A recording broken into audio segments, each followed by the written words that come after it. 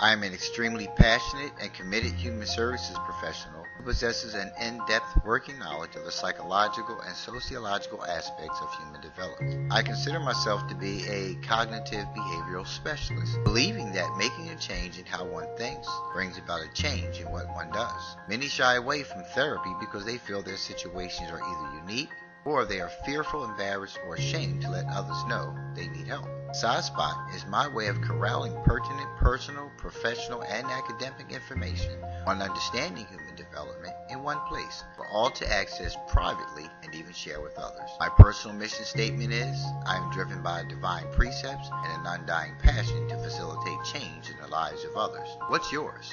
Let SciSpot guide you through your healing and provide you with many other ways of becoming better today than you were yesterday. Come on in and join me.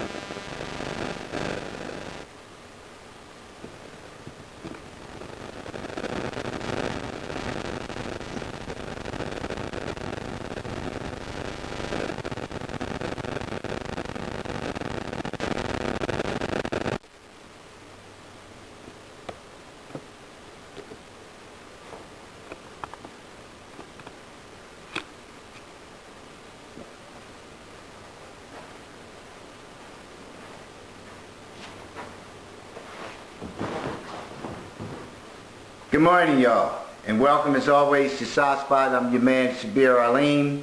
Alright, so we got another day. We're doing this show inside. It's 57 degrees outside, little too chilly for the brother here, so we're inside today.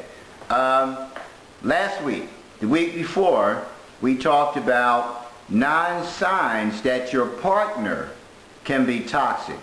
And I clarified that the title says one thing, right? Because that's the title of the article, but it's not just about your partner, it's about you too, right? So you need to see where you're toxic. We all have some residue from our past, and we need to accept that. We need to accept that, and that's where it has to begin. We have to accept that we have some toxic behaviors of our own, right?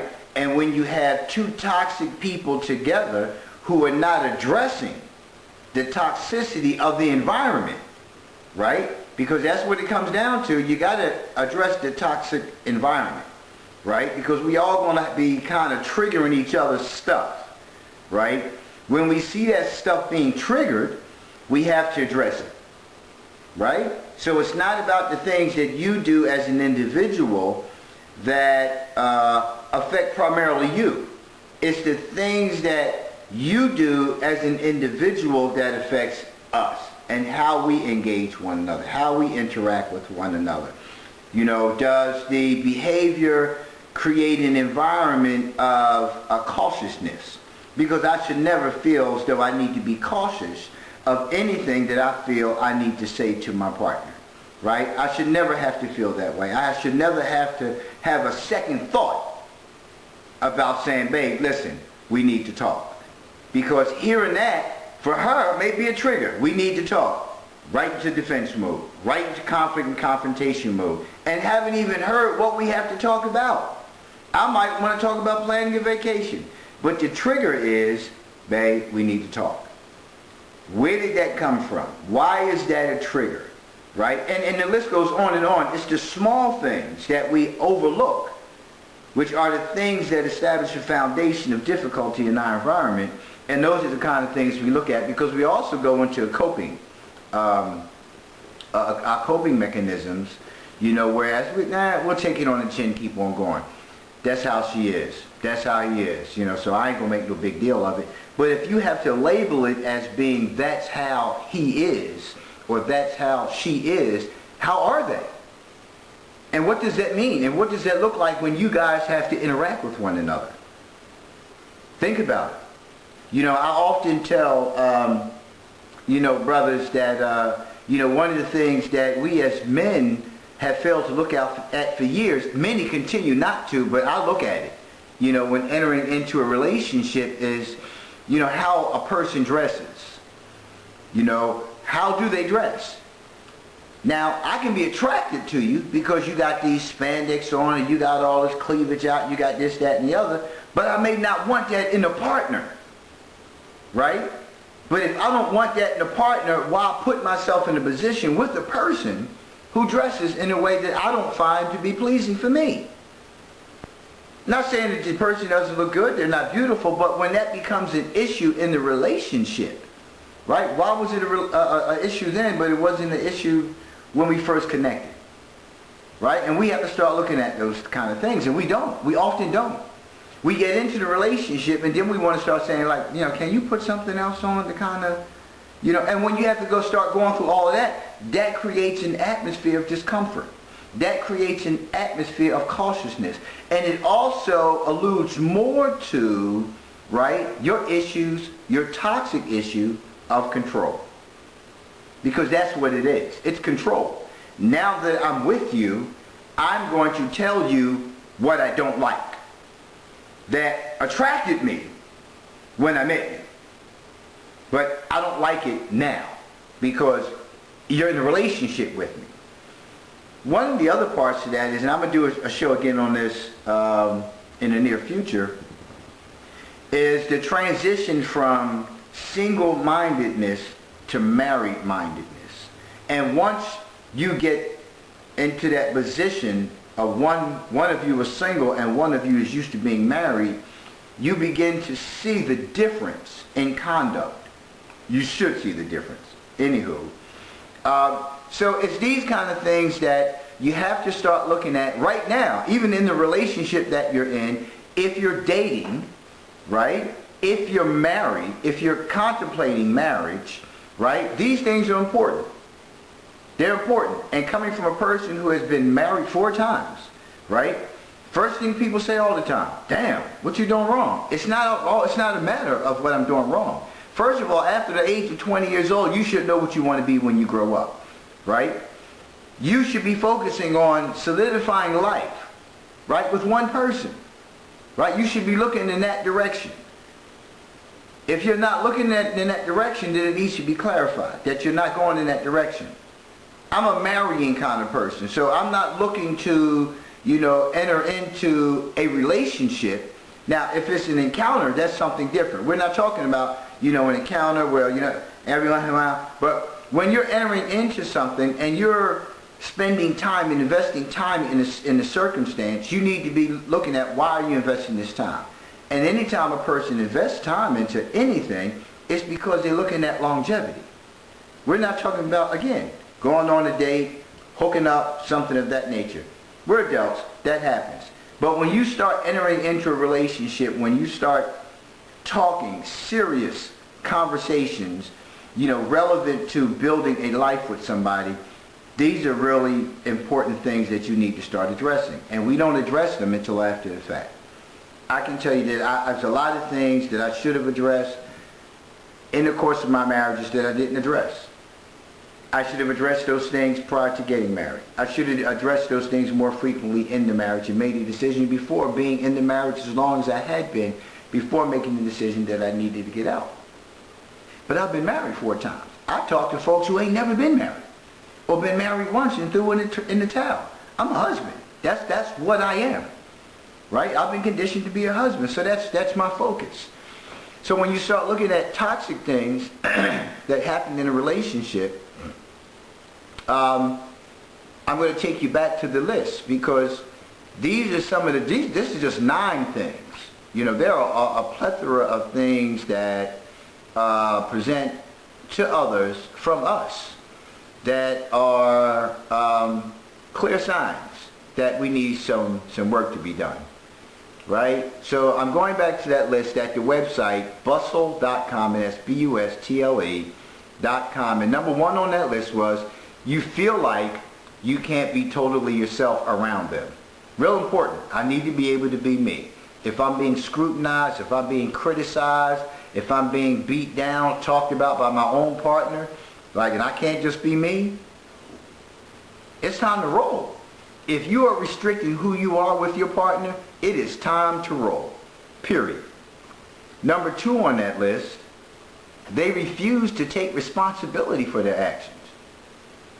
You find yourself taking it on the chin constantly for them because you love them, but they just never say, okay, yeah, I did that. And not only did they take responsibility in terms of acknowledging it, because taking responsibility is 2-part.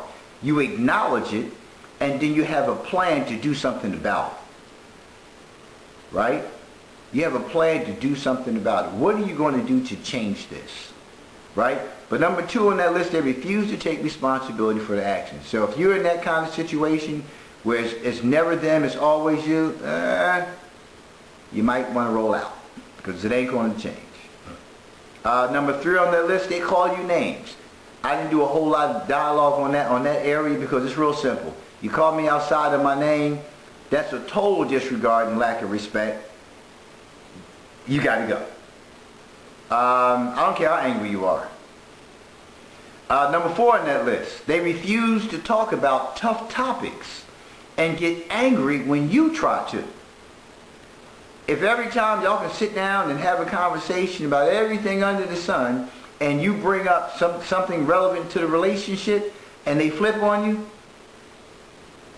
time to go. Because you're never going to bring any resolve to anything. It's always going to be deflected. It's always going to be some diversionary tactics used, some manipulation used, some conniving, tactics used to avoid having a conversation about this issue that's killing us, right? That's number 4 on that list. Number 5 on the list was when you finally get them to talk about difficult topics, it's never face-to-face. Text message, email, they leave you a voicemail, right? They use one of those methods where I can send you a voicemail, but I don't have to call your phone. They can use one of the other media methods, right? Such as WhatsApp, where you can record a message and actually send it to the person and don't even have to talk to them. So that's how your conversations go, right? That speaks to the level of trust, the environment of cautiousness that has been established, and just the overall difficulty in addressing things that need to be addressed so we can be healthy, right? Number 6 on that list is they put you down. They always have something to say about you. They're unsupportive, right? They're unsupportive. They talk about how you dress, and I don't mean how you dress in a provocative manner, like, well, you need to go buy some more current shirts, or you need to dress like we're in the 21st century, not like we're back in 1985, or you need to do something different with your hair. Why do you keep cutting your hair like that? Don't nobody wear that. You know, those kind of things. They don't support you. They always got something negative to say about you. You know, you don't want to be in that. It's time to go, man. Number 7, here we go. Come on. Technology, freezing, slow, come on. Number 7, I just skipped. Hold on. Number 7, they resist change and try to hold you back. You ever be in one of those relationships where people keep telling you they're working on it? What does that mean? You need to ask that. You know, when your partner says to you, yo, babe, I'm working on it. All right? What does that mean? Stop. Tell me exactly what that means, I'm working on it. Because if they react, first of all, if they react in a manner that you already know they're defensive, anything that comes after that is clearly going to be BS. They're not ready. They're not ready to address it. Their body language clearly told you, oh, here we go. I told you I'm working on it. That's their own difficulty being presented to you. I don't want to work on it. I don't want to address that. Right? So it's a resistance there. Right? And then the other part of it is they're holding you back. Right? Well, why we got to do that now? Why can't we just hold on, man? We need to save some money. You know, you always want to, you know, take risks. You always want to go out and just go ahead and go for things. And, you know, it's not always that easy. I can't do it that way. But it's not I. A relationship implies we. Right? But that's what they constantly focus on. Nah, babe, I'm just not ready to do that now. Next thing you know, it's been years. You haven't done anything. You haven't gone anywhere. You haven't moved towards the development. The development of what it is that we talked about doing. They're holding you back. Period. Or what they'll do is they'll get something that they want. Like you'll go out and buy a new car, knowing that that's an additional $100 and something higher on this note than it was in the previous note, but we just talked about saving for a vacation. But I need a new car because, that car is, I'm on the road all the time and, I need to make sure I'm in a safe car, but your car was only like 5 years old. Yeah, but still, after a certain time, we're going to go on vacation, and you keep looking at it, you're like, all right. So, that's number 7 on the list. They resist change and they try to hold you back. Number 8 on that list is they've become more possessive. Where you going? Huh? Who you be talking to on the phone like that? You don't have that many girlfriends. Ain't that many dudes you hang out with. Who you always on the phone? Who you always texting with? Like, this is some new stuff. What? You going where now? Since when you start going over your aunt's house that often? Who over there? Oh, why you got to go now? Well, why don't you spend time with me? The list goes on and on and on and on. Right? It never stops. It's always questioning you. You walk away from the situation feeling like so trashed. Like, that, you don't trust me? You're asking me where I'm going? What's going on with you? It's not me. The last thing on that list was they keep getting more intense and not in a good way. All of this stuff, right, becomes compounded, and in a matter of time, it gets to this point of intensity, whereas the arguments are fierce. The conflicts are fierce. The time in between when you don't talk, right, it's longer. You're reacting to one another much differently. Lovemaking begins to change. Yeah, it's great and it's intense, but you can feel the tension from the environment that reeks of, cautiousness. It's good, but it ain't great. And it used to be great, but now these things have magnified within the relationship, and it's all downhill, right? And all of these things, right, went back to the show on the signs of unresolved trauma, right? So it's things that have taken place in our lives somewhere, and it trickles down. It doesn't go anyway. People keep talking about, children being resilient and all these things go away, over time, and they don't remember none of that stuff. How would you know that? Well, because I don't remember a lot of things about my childhood. Well, but you do remember a lot of things. You remember the good things, right? Now, it's those things that you had to be protected from that still reside within your mind, but there are things that you had to be protected from, right? And it's not always the horrific things. It's not always, abuse. It's not always an incident that took place that you witnessed. A lot of times it's our own interpretation of life in a particular situation. What we think should have happened. The way my mother should have done this. The way my father should have done this. Right? It's about our world view. Remember, it always goes back to our world view. It always goes back to our lens. And our lens is created, right, at conception because of the 23 chromosomes that's contributed by each parent. Right? It starts there. When those 23 chromosomes meet, right? Whatever your parents had within them, right? And whatever their parents had within them, and what their parents, all of this gets passed on to you. The birth, right, is when the life outside of the womb begins. But inside, what's taking place during the course of the child's development within the mother is still part of the conditioning of you as the person. So if the mother had a very difficult pregnancy, that will be part of who you are. How it presents, don't know. Have no idea. Each individual is affected differently, right? And it's about chemicals. How those chemicals interact with one another within you, coming from your parent and whatever else the parent is taking in. So it's difficult to really say, how you're going to be affected as an individual while in the womb. We know that, substance use, abuse, cigarette smoking included because that's a substance, alcohol included because that's a substance, your diet is included because that's a substance. What you drink every day, if you go fast foods every day, do you eat healthy foods? Do you eat raw foods? Are you vegan? Are you a carnivore?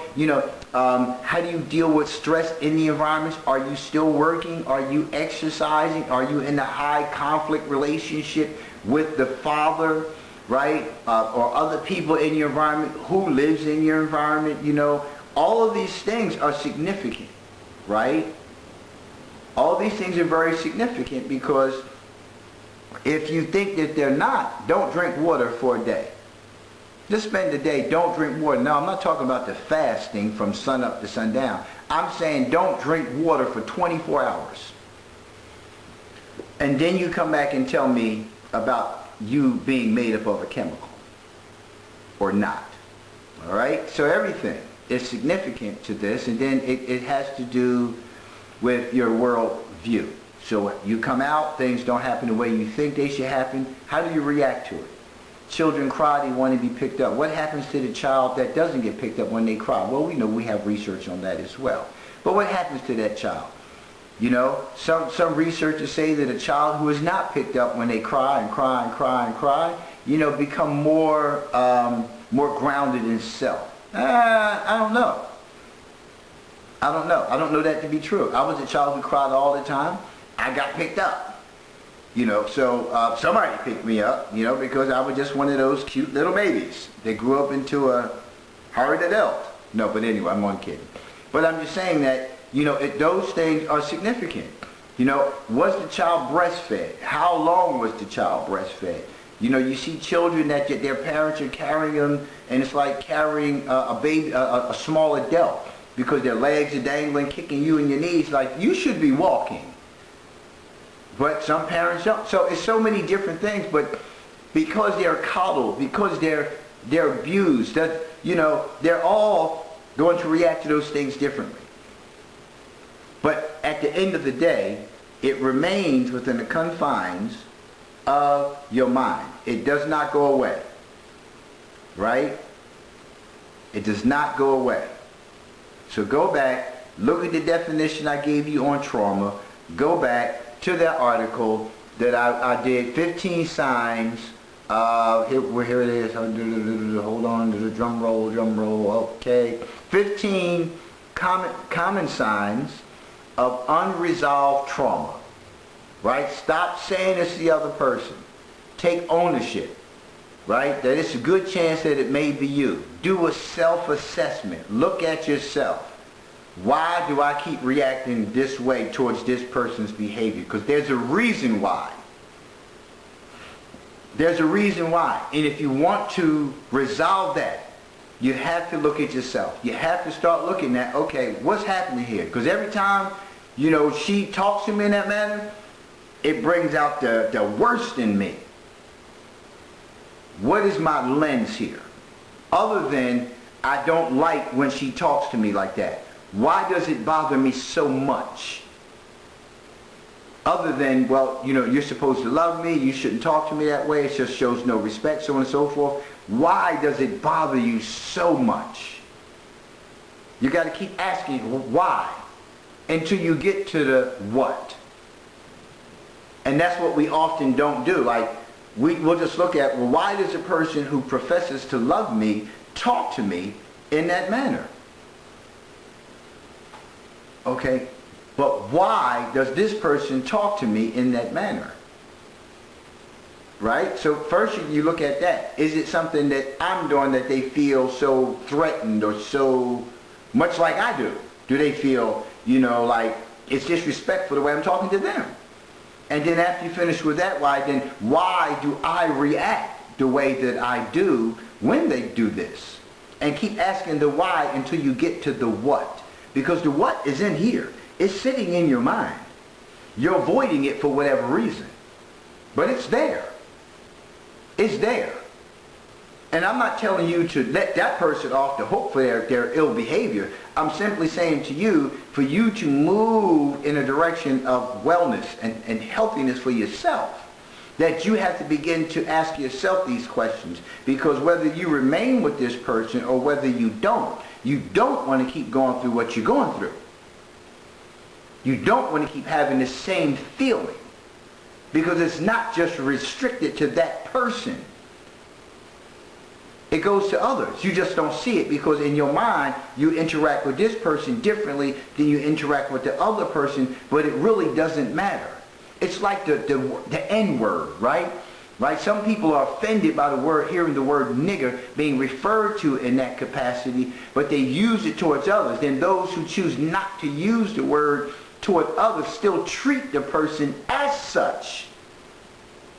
As such. But say, well, I just don't use the word. Well, what's the betterment? You don't use the word, but you still treat me like some common nigger? And you think that you're different, you're better? No. It's a Jedi mind trick, folks. It is. So at the end of the day, you can say it or don't say it. But if you're showing it, it's wrong. Whatever it is. Got me? So, it's always a matter of moving towards getting better. Right? So here's an article, Psychology Today. It's by Kristen Fuller, MD. Happiness is a state of mind. The title of the article is How to Leave a Toxic Relationship and Still Love Yourself. Right? Getting out of a toxic relationship without losing yourself. Because this is, let me just go to the article and then we'll get to the rest. Okay. So, the article goes on to say, I believe that after every heartbreak, you leave a piece of you with that other person. And you may not ever get that piece back. Over time, that emptiness will heal and can fill with joy, even though experiences, memories, thoughts, emotions, tears, and laughter may always be left with past individuals with whom you have shared your life. This is the human experience and the journey to find true love. Loving yourself is the most important step in a relationship, and recognizing when to leave a relationship is second. Let me read that one more time. Loving yourself is the most important step in a relationship. And recognizing when to leave a relationship is the second. Relationships can consume a vast amount of our mental and emotional space. And when they go wrong, they can cause immeasurable pain. I want you to understand that. Immeasurable pain. My previous post focused on how to recognize the signs of a toxic relationship. But what happens after you recognize the signs and realize that you are knee-deep in one? Here's the question, right? So the question is, for the past couple of weeks, we've been talking about signs of a toxic person. You've had time, if you've taken it, to self-assess. You've had time, if you've taken it, to look at your partner and ask yourself, and then answer, am I in a toxic relationship? Right? So if the answer is yes, I am in a toxic relationship, the question is, what do you want to do about it? Because I can tell you, if you're anything like me, and one of the things that I've gotten in touch with over the years, and even more so over the past couple of years, is my being codependent. Oh, it's just a word. I'm codependent. It's like, I am. And that goes back to, right, the unresolved trauma for me, right?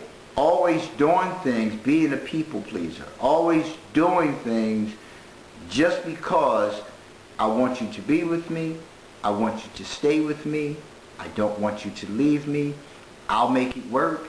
I'll take responsibility for your negativity. I'll take responsibility for what it is that you do wrong. I'll absorb your toxicness and just, and I'll say, okay, yeah, it was me. I'll take the blame. All because, and the list goes on and on and on and on and on and on and on. But I remember back in my childhood when I did that. I remember back in childhood when I stole things just to be a part of this particular crew. I remember doing other things just to be a part of this crew. I remember just taking stuff on the chin, right? Over and over and over again as a child. It added to my aggression, but my aggression was always directed at, well, it was misdirected. Let's put it that way before me and I didn't go into conversation. It was misdirected. So for those who I wanted to stay with me, to be with me, to not leave me, to love me, to like me for me, right?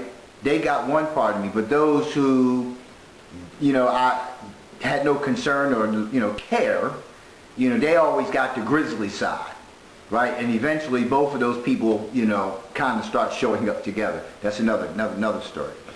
But I had to get in touch with that, right? And it's a difficult thing to see that you are codependent, and some see codependency as an extreme negative thing.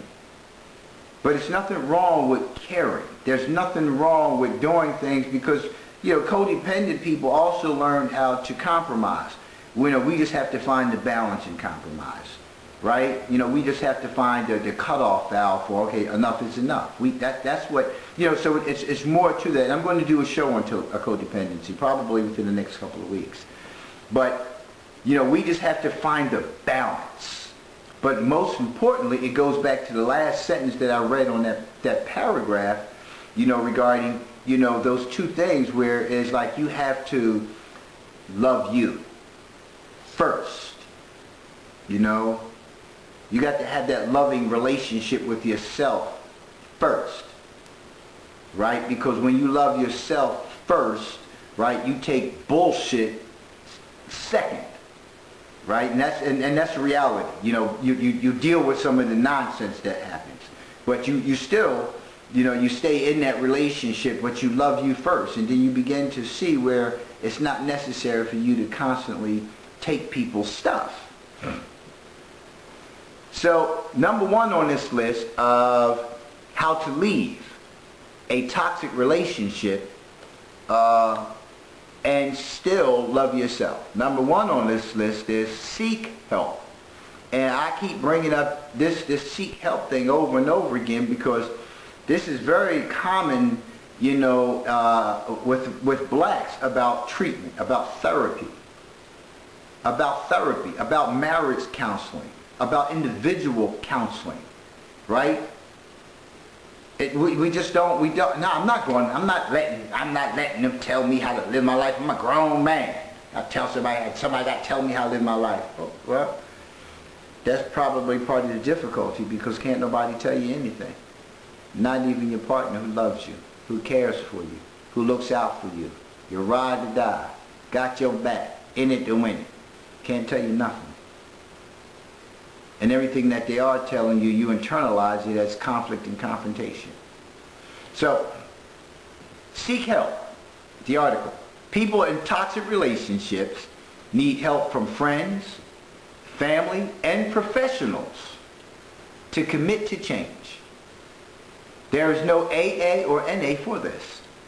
Changing is a process and not simply a decision. It's like I concluded last week's show with 3 frogs sat on the log, 1 made the decision to jump. How many frogs were left on the log? Think about that. Back to the article. People often return to a toxic relationship, sometimes because it's familiar and therefore comfortable. Not painless, but comfortable.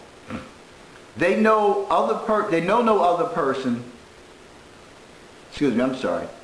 they know no other persona except their shattered self. This is why fences and walls often surround women's shelters. They are there to enable residents to feel safe and to start to heal. Keep in mind that you may need to seek help multiple times or for an extensive period of time, and that is okay.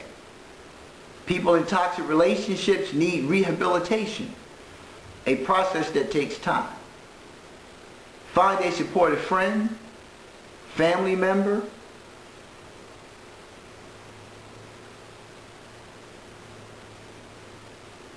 or professional to help you throughout the healing process. But if you're being physically, verbally, or sexually abused in a relationship, you need to exit immediately and seek help. So if that kind of stuff is going on, it's time to roll. Any kind of abuse, be it verbal or physical, time to go. It's not going to get any better. It's going to get worse. Somebody's going to get hurt or somebody's going to get dead. Right? That's the only way it's going to go. We talked about that on that list. Number 9 on that list, it gets intense. That's how toxic relationships go. Toxic relationships are like, they're combustible materials in that relationship. You know what combustible means, right? It's just a matter of time that all of that, the residue from people's past unresolved trauma, all the stuff that has taken place in that relationship, this is what it's doing the whole time. It's stacking, it's compounding, right? It's combustible material, right? It's just going to take one more element, right? One more toxic piece to cause that whole thing to explode. It will not get better, folks. You can't wish it away. You can't pray it away. You can't do anything about it if that person wants to remain that way. Because what's going to happen is you're going to change. You will continue to change, and you will change for the worse. And then that's that other element that I talked about that adds to that combustible mix that causes an explosion. It will not get any better. It won't. Right? And you'll find yourself 5, 10, 15, 20 years later, after finally getting the hell out of it, saying, damn, I should have been out of it. Right? Ain't no sense in wasting your life away. If you're not happy, move out, roll out, move on. Right? But seek help, folks. And when it says to go to family and friends, don't go to family and friends who co-sign your nonsense. Because we'll do that when we want to avoid taking responsibility. And that's one of those behaviors in that list of non-toxic behaviors. That's one of those things. You want to avoid it. Don't even realize that you want to avoid it, but you keep going to people who co-sign your stuff. You're not going to go to somebody who's going to tell you the truth. Well, friends are supposed to tell you the truth. Friends don't tell you the truth all the damn time. Come on, stop with that. Friends protect us. Friends are not going to always tell you the truth, so stop with that. That's some old myth that friends always tell you the truth. No, they don't. You would like for your friend to tell you the truth about everything, but you really don't. Because you'll take your toys and go home when they do tell you the truth. How many times does that happen? Oh, I thought we were friends. We are. I'm just telling you the truth. Yeah, okay, you just jealous. Hey. So, again, your stuff, another one of your toxic components, right? So don't go to people who are going to co-sign your stuff. I always tell people, don't go to a therapist who's a friend, who you know or have a relationship with outside of that professional environment. Don't. It's not going to work. Because it's not them, it's us. Because in most cases, as a clinician, I can keep my boundaries. Trust me. I had a good teacher who taught me about workplace boundaries. He was a friend. He was my boss about the business. When no blurred lines. But the flip side to it is you, the recipient of the services. Because in your mind, if you want to resist change, right? If you want to be in denial about certain conditions, first thing you do is blame the other person. Oh, well, you know that, you know my aunt. You know how the kind of relationship we had. You know, see, you biased. No. So don't go to people who are going to co-sign your stuff. Go to family members and friends who are going to tell you the raw truth. Who will tell you the raw truth. And it also said, and seek professional help. Right? So because you're going to need support. Once you open up this wound, once you go into the crevice of that mind, you open that door to that unresolved trauma and pull that thing out, it may not be good for you. So you're going to need the support of family. That's why you want to talk to them. You want to get feedback, right? But you also want to let them know, listen, I think I'm going to need to see a professional. They need to be there to support you because it's going to change you. It's going to change you. And for a minute, it's going to be painful. It's going to be painful to have to face these things. And it's okay. That's why you have to surround yourself with people who are supportive. All right? So, number 2 on that list, express your feelings. And again, I'm reading from the list on Psychology Today, how to leave a toxic relationship and still love yourself. Number 2, express your feelings. It is important to express your feelings to the person you are in a toxic relationship with, whether it's a friend, co-worker, family member, or significant other.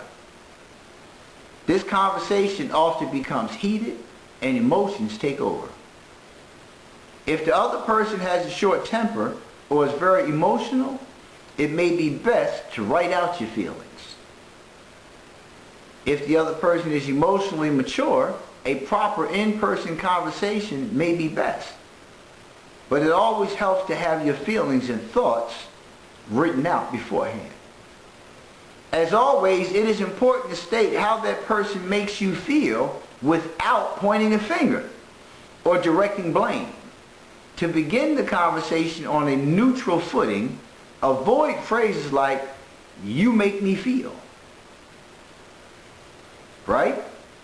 Instead, start with something that expresses your own emotions. For example, "I feel very sad or angry when I hear you say." Right? Right now, you have a different thought process here, because in treatment, one of the things that we learned early on is, we tell the person, so when you blank, I feel. So when you yell at me, I feel. This is suggesting something totally opposite, really. It's simply saying that, I feel. And even that, for me, can be a trigger, because your feelings are going to always be valid. Right? They're going to always be valid. right? So even that can be a trigger as far as I'm concerned, but this is what the article suggests, so find what works for you. Expressing what you have to say in a note, email, or even text message can give the other person time to think about what you're saying and respond. Remember that you cannot control how the other person responds, but you can control how you approach the expression of your feelings. Maybe the toxic partner will become defensive or angry and make the choice to leave the relationship. Or maybe he or she will try to make amends. Regardless of their response, expressing your feelings as an important step to mending or leaving the relationship. And again, so this right here is probably a good starting point. If you have assessed already that you find your relationship to be very toxic, not very toxic, but toxic period, in any capacity, right? This is probably a good starting point, right? I feel that we've been together for 4 years, and 3 of those years I have been just angry all the time. And then go into it. You know, or, you know, you can use the example here. I feel very sad that after 4 years of us being together, we've still not gotten married. Yeah, that's gonna start some stuff, ain't it? So you gotta really think it through. Everybody doesn't process things in the same way. I'm very quick-witted. I hear what you say, I listen, I hear, and I can respond to things just like that. I internalize things quickly. I have fast processing of things. I'm impulsive at times, but my way of processing information is like that. You know, I'm a multitasker. I can take 8, 9, 10, you know, tasks at one time. I can be focusing on, you know, the one thing that's in front of me, but already had that other thing on the other things on the list. That's how I process things. Everybody doesn't process things that way. And sometimes it's to my detriment because I can cause frustration with my partner because they don't process things as fast as I do. Right? And I'm saying, okay, let's, you know, so that's something that, and those are the kind of things in relationships, if you don't articulate that, I don't know that you're not processing things in that capacity. I'm thinking like, okay, so like, what, did you shut down? Do you not want to answer? Are you being resistant? I don't know. That's where communication comes into play. See, you know, like, how do you deal with certain things? How do you deal with stress?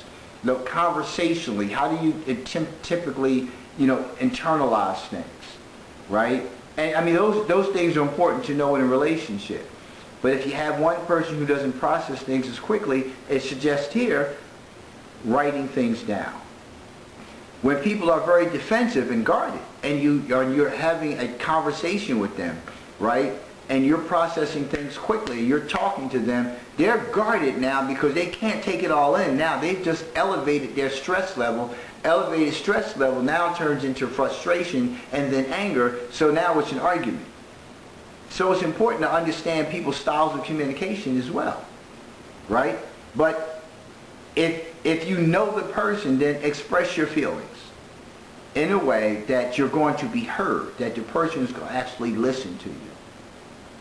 Sometimes some of the toxicities of the relationship, you know, in terms of how we communicate and historics of that relationship will keep a person from listening.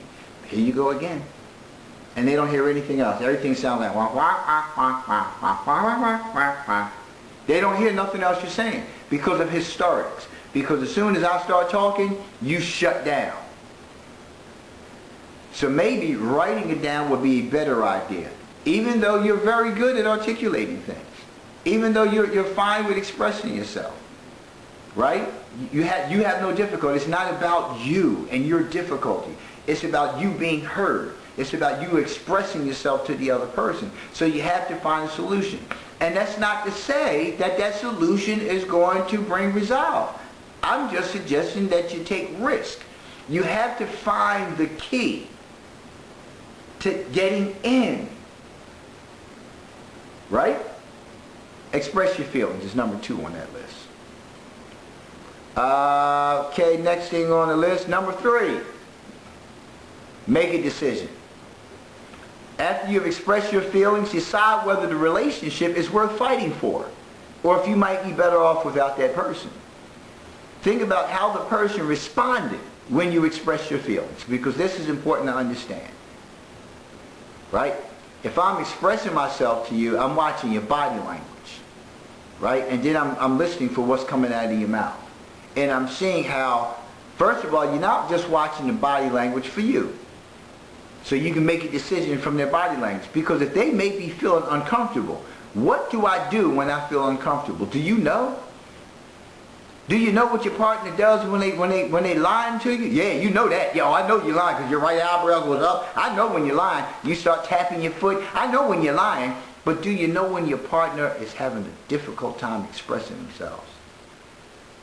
Do you know when your partner is hurting? Is that even important to you? Right? So you have to look at signs, like how are they responding when you're telling them about, how you feel.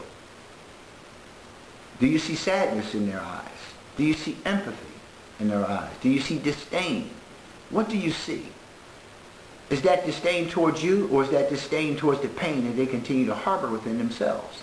You have to ask questions. You have to find out. Because if you just jump to conclusions, if you make assumptions and you don't know what that's all about, you might find yourself out on the street, right, out of this relationship when it could have been saved. But you thought something other than, instead of asking the question.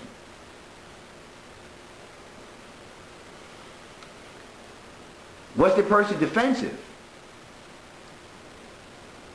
Were you blamed? So it says, was he defensive? Did she blame you? Did they make excuses or ignore you? These are telltale signs that you should leave the relationship and better yourself. If a person is always defensive, that's never going to go away. That's some unresolved stuff. You got to leave that alone. I'm telling you. I'm telling you from experience. If a person is always defensive, there's nothing that you can do to fix that. Nothing. Are they blaming you? There's nothing you can do to fix that. Not a damn thing. I'm telling you from experience, if a person is defensive, they will always be defensive. And I'm not talking about somebody saying something to you, somebody's criticizing you or scrutinizing you.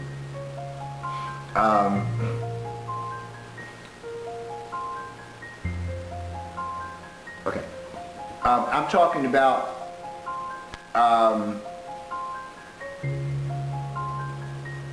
somebody who is avoiding responsibility, not taking responsibility, they're resisting change, they're blaming you because they don't want to address the issue. Therefore, what happens is that deflection I was telling you about, that diversionary stuff that they start doing, they start telling you it's your fault. No, well, you started the conversation off that way. When you called, that's how you came off the wrong way. How did I come off the wrong way? I didn't have a need to come off the wrong way at that moment. So how did I come off the wrong way? Well, because you said it. No, that's not how you said it. You didn't just say it like that. You said it with an attitude. You said it with a tone. No, you heard it like a tone because you went back to historics and you're not seeing how you're reacting off of historics and you're not in the present. The here and now is important. But they're blaming you. And every time you get into a conflict or confrontation with them, you find that that's what they do. They flip it. They're blaming you. Oh, no, you said it that way. Yes, you did not. Well, okay, well, let's look at how you said it. Because if it's a fact, and this is where honesty comes in from the other person. Because right now we're talking about not losing yourself. So a lot of times people won't take responsibility. They'll blame you, but then they won't even look at it. How they said something or how they did something. You're right, I did, I assumed, I overreacted because I just thought, because that's what you usually do, right?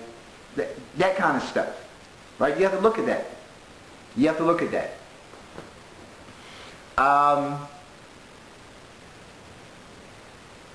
If the person accepted your words and apologized or agreed that there is a major problem and they need to seek help, maybe the relationship is worth fighting for. This person may benefit from going to therapy or taking steps to gain self-awareness and insight into his or her toxic behavior.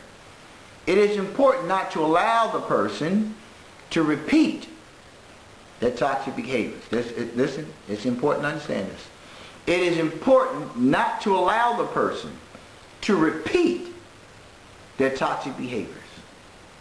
Right? Okay, so you know it now. What are you going to do about it? Right? Do you understand how this behavior is playing out in this relationship and what it's doing to us? Do you understand that? Okay. So we're clear. So what are you going to do about it? Because you got to finish that whole thing off now. Because you can ask a person all day long, do you see, do you see, do you see? And they say, yeah, I see it. Now, the question is, why didn't you see it then? Why did you think it was okay? Why did you think it was okay to talk to me in that manner? Why did you think it was okay to say that to me? Why did you think it was okay to think that about me when I've never done anything to portray myself in that capacity? Why did you think that was okay? Because this work has to be done on this, because it's going to come again. Because that's the thing about abusive people, right? Abusive people will often be apologetic after the fact. But why didn't you see it then? Why were you so blinded through whatever lens you're looking at me with that you thought that you could talk to me that way, that you could treat me in that capacity? So it's an issue there that you need to bring resolve to. And it's real hard, right, when you love someone to put it down just like that. But it's even harder, folks, to stay in a relationship for years and to continue to take that kind of stuff. And then you have to make a decision after years of being in this relationship, years of investments. Now you want to step off because you're sick of it. You can't let it continue to happen. I always tell the people, watch the player and not the hand. You know, when you look at three-card Molly and you look at the magicians, you look at all kind of stuff, always watch the person. We're always watching the activity that goes on, but we lose sight of the individual. Watch the person. Because your hand in that action is just like your mouth. There's no action that's relevant to the person. This is all relevant to an act. I want you to see something different, so I say things. But watch the person. Watch the person. Right? Number 4 on the list. Because we are at the hour, we're at the hour. And let me go. So it's 5 things on the list. Number 4 on the list was surround yourself with positivity. We talked about that. If you have made a decision whether to leave or to mend a relationship, it is important to surround yourself with positivity and practice self-care. Spend time with people who make you feel good. And it ain't got to be sex. Just feel good. Have fun with, laugh and joke with. Treat yourself to your favorite meal. Go to church. Spend time outside or do whatever brings you joy. Right? Going through a tough time in a relationship can cause incalculable stress. It's important to try to replace those negative emotions with positivity. And finally, number 5 on that list. Stick with your decision. Stick with your decision. Often after leaving someone, you begin to miss that person. That is normal. It's easy for our brain to remember the good times and forget about the bad parts of a relationship. Didn't I tell you that early on? You're going to always remember the good stuff when you get lonely, when you start feeling that little twinge down in the groin, when your little nipples start getting hard and you start saying, oh man, I got to call her. I got to call her. Those thoughts of love making with somebody else? I don't want that person being with somebody else. You start remembering all the good love-making times you had. Right? It can be tempting to want the person to be back into your life, but remember that you came to this decision after a long, thoughtful process. Stick to your decision and remember that it was made to better you and your life.